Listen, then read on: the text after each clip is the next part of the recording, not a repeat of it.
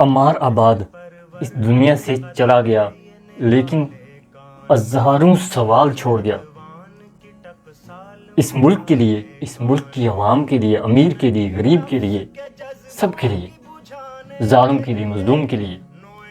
السلام علیکم ناظرین، میں اپنے پروگرام میں آپ کو خوش آمدید کہتا ہوں، اور میں آپ کا شکر گزار ہوں کہ آپ میری ویڈیو دیکھنے کے لیے آئے۔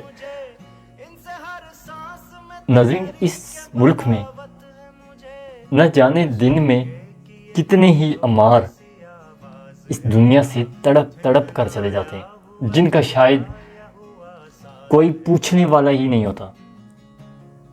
روڈ کی فٹ پیریوں پہ وہ تڑپ تڑپ کے، ایڑیاں رگڑ رگڑ کے اپنی جان دے دیتے ہیں، لیکن انہیں کوئی پوچھنے والا نہیں ہوتا۔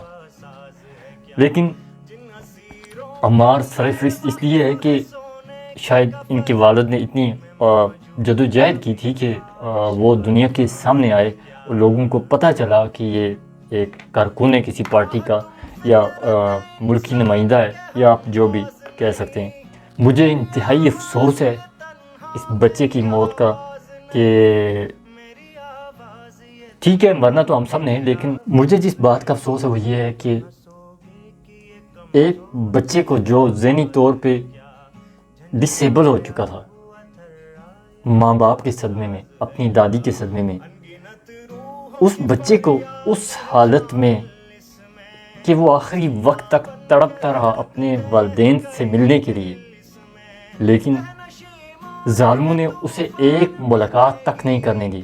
اس وقت اس کے والد کو لے کے آتے ہیں جب وہ آخری سانسیں گن رہا ہوتا ہے۔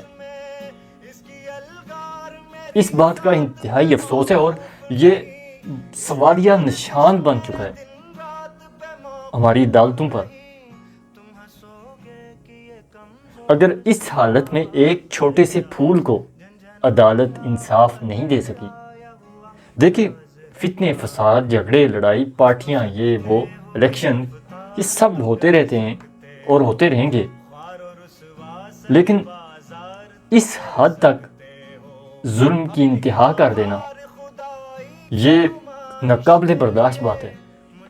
اور میں آپ کو بتاتا چلوں کہ یہ ہر طرح سے ایک سوال بن چکا ہے عوام کے ذہن میں۔ اور دوسری خطرناک بات یہ کہ عدالتوں پر سے لوگوں کا اعتماد اٹھ چکا ہے، شاید اس واقعے کے بعد اس حد تک کہ لوگ عدالتوں کے قریب سے گزرنا بھی گوارا نہیں کریں گے۔ اور یہ نہ صرف پاکستانی عوام کے لیے میں کہہ رہا ہوں، بلکہ یہ کشمیریوں کے لیے بھی لمحہ فکریہ ہے۔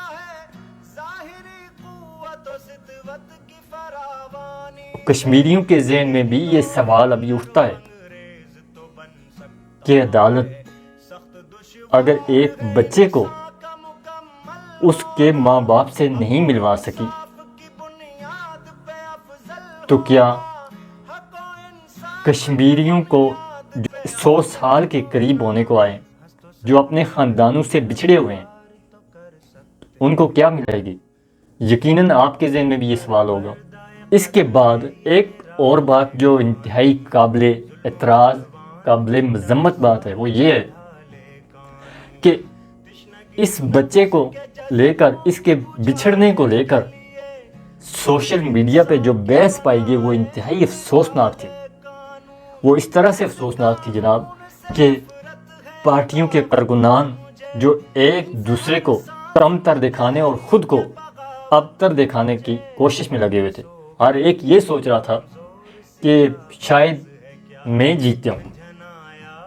ایک پارٹی کہہ رہی تھی کہ بچے کو ملوا دیا گیا تھا، دوسری پارٹی کہہ رہی تھی کہ نہیں ملوایا تھا۔ اچھا وہ بھی چلو ٹھیک ہے، میں نے ایک پوسٹ پڑھی جس پہ لکھا ہوا تھا، بچے کی تصویر لگائی ہوئی تھی، اور لکھا ہوا تھا اس تصویر کے اوپر کہ یوتھیو کیا تمہیں یاد ہے کہ اس بچے کو ایکسیڈنٹ کر کے مار دیا گیا تھا؟ یعنی ایک بچے کا بچھڑنا بھی ایک انتقامی صورتحال اختیار کر چکی۔ یہ انتہائی افسوسناک ہے۔ ایسا کرنا میرے خیال سے بالکل بھی مناسب نہیں ہے، کیونکہ آج میاں آباد کا بچہ کل ہم میں سے کسی کا بھی ہو سکتا ہے۔ اس طرح کی سوچ رکھنا قابل مذمت اور قابل افسوس ہے۔ جاگیں، یہ پارٹیاں آپ کو کچھ بھی نہیں دیں گی۔ آپ یہ سوچیں کہ جب آپ اس دنیا سے جاتے ہیں تو یہی لوگ جو آپ کی طرح کے لوگ ہیں، آپ کو دفنانے یہی لوگ آتے ہیں۔ کبھی آپ نے نہیں دیکھا ہوگا نہ سنا ہوگا کہ کسی سیاسی لیڈر نے آپ کے کسی بھی پیارے کو آ کے دفنایا ہو۔ کوئی بھی مجھے بتا دے، نواز شریف نے آ کے کسی کو کبھی دفنایا ہو، زرداری نے آ کے کبھی کسی کو دفنایا ہو، یا کسی بھی پارٹی کے عمران خان نے آ کے کبھی کسی کو دفنایا ہو؟ نہیں، یہی لوگ ہیں جو آپ کے آخری وقت میں بھی کام آتے ہیں۔ تو اس لیے میری آپ سے گزارش ہے کہ اس طرح کے واقعات کو سیاست کی نظر نہ کیا کریں، بلکہ اظہار افسوس کر دیا کریں۔ میرے خیال سے یہ اچھی بات ہے۔ سورہ فاتح پر پڑھ دیا کریں، بڑی اچھی، سب سے اچھی بات یہی ہے، بجائے اس کے کہ اس کو ایک سیاسی نظر کر دیا جائے۔ اور آپ کو پتہ ہے کہ اس کے والدین کو کتنا دکھ پہنچے گا یہ اس طرح کی ویڈیوز دیکھ کے۔ اور ہزاروں کی تعداد میں، ویسی میں تو اتنا ایکسپلور نہیں کر سکا، لیکن میں نے جو دیکھی تو پوسٹیں اور ویڈیوز، تو مجھے بڑی حیرت ہوئی اس بات کی۔ ملتے ہیں انشاءاللہ دوسری ویڈیو میں، تب تک کے لیے اپنا بہت سارا خیال رکھیے گا۔ اللہ حافظ۔